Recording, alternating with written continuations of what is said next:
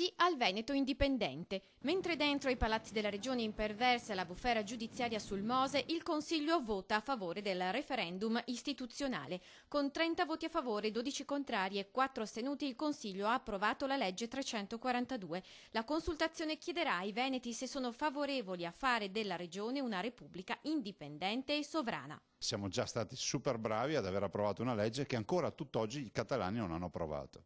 Meglio della Catalogna, e l'organizzazione civica di plebiscito.eu, forte del proprio referendum online, si dice anche pronta a dare una mano.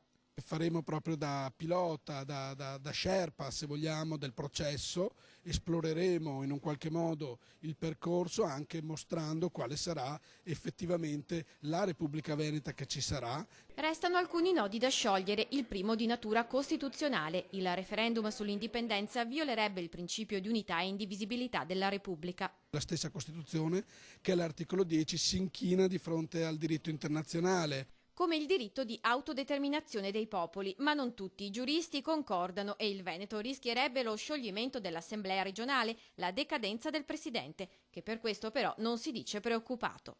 Do sfogo e risposta a un'istanza di parte del popolo veneto e penso che sia il massimo elemento di democrazia dar modo ai cittadini di esprimersi. L'altro ostacolo è di tipo economico. La macchina referendaria costa 14 milioni di euro. Laddove ci fosse un problema economico, questo non deve diventare una scusa e noi metteremo a disposizione ovviamente la piattaforma digitale, la nostra consulenza, il know-how acquisito.